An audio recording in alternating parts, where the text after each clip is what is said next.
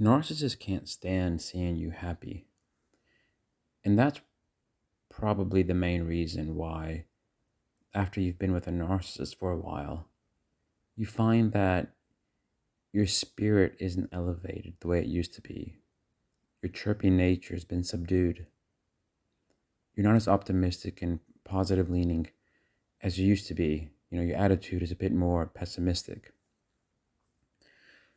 When narcissists see people happy, when they see people embodying that feeling of personal warmth and appreciation of self and other people, it really bothers them because feelings of happiness, feelings of appreciation,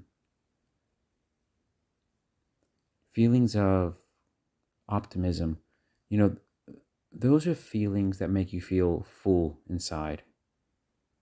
That feeling of warmth, that's it's a feeling that is satisfying. It makes you feel full. It's a wholesome way of carrying yourself. But narcissists, they really struggle to fill that void where you might be feeling happiness, warmth, appreciation. They can't sincerely feel those feelings, inside in their core.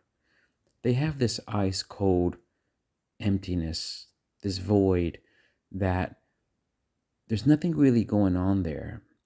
And they try to mimic behaviors of other people.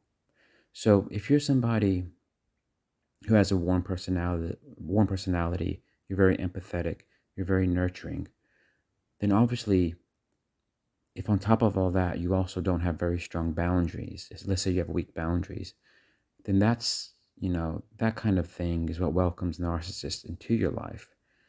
And once they're in, at the beginning, they like associating with somebody who can feel like that because a little bit of it rubs off on them at the beginning. But very soon, they start to hate you for that. You know, Sometimes they go outright into fits of rage, and they don't always express it outwardly. Sometimes they conceal it, but they always try to punish you because they get really angry that you can actually feel good things. They get really angry that you can feel good about yourself, that you love yourself, because they cannot feel those feelings. And that's why it becomes their mission to pick you apart. Everything that makes you feel appreciative, whether you're feeling appreciative of other people, other things, yourself, even the narcissist, they'll slowly pick that apart because they don't want to see you feeling that anymore. And here's the thing, as they pick it apart and as they see that your self-love, your self-respect, it becomes dampened, it starts dissipating. They get ego stroke after ego stroke, and for them, they feel uplifted, not in a wholesome, nurturing way, but in a kind of sick, projecting way, where by causing you to go on this downward spiral, they feel uplifted because they're basically stepping on you. They're crushing you. They're getting satisfaction from knowing the control they have over you. Narcissists in control, it's a really sick thing around how they have to control people and how they have to dictate the mood the other people are in. So you're always going to find that if you spend too much time around somebody like that, unless you have super high boundaries. But if you have super high boundaries, then you're not going to be spending time with them. So, and even if you do spend time with a narcissist and you have super high boundaries, maybe it's like, given the context, you have to be with them. You're not really exchanging much by way of interpersonal interaction and emotional exchange. So you're kind of protected in that sense. It's when you open yourself up to them and they see who you are and they like it at first and they think they can benefit from it. But then they start feeling competitive against you. They start feeling angry. They start picking you apart. And then they start pretending like, when they make you feel down, and they feel uplifted because they feel satisfied that they're able to control you and put your emotions down. It's almost like now they're the ones who's happy. They're the ones who's optimistic. It's because they're getting these short bursts of supply from you. And knowing they have control is giving them that ego stroke.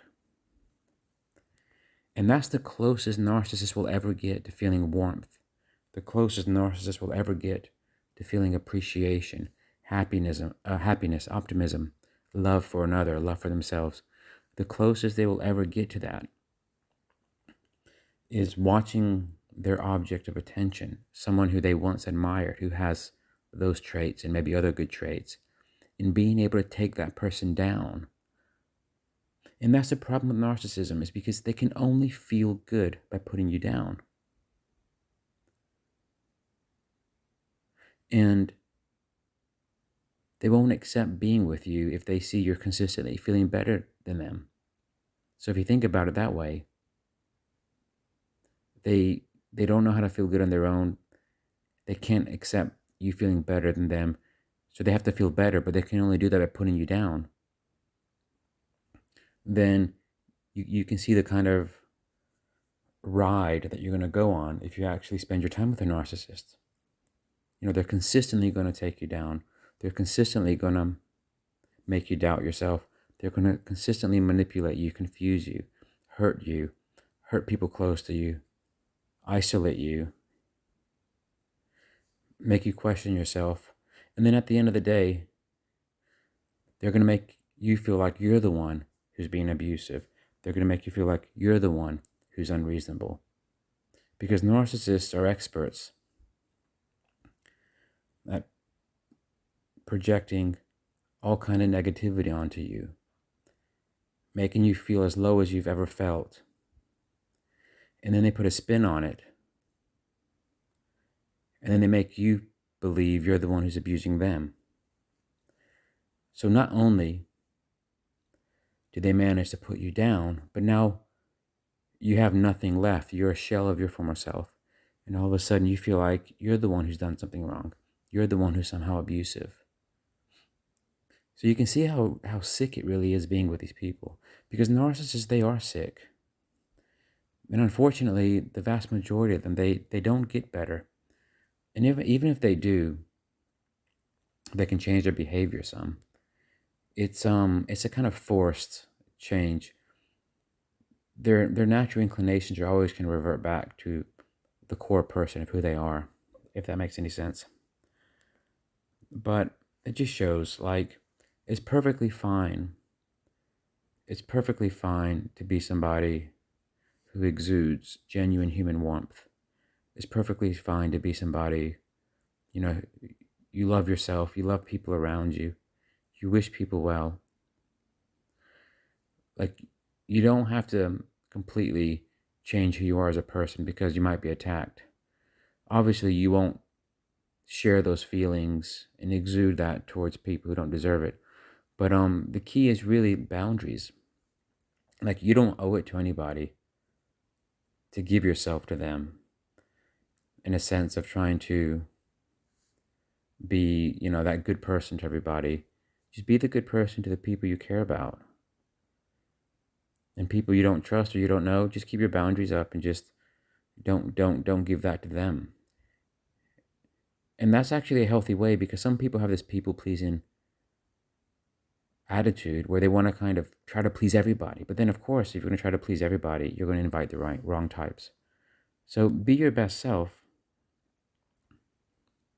but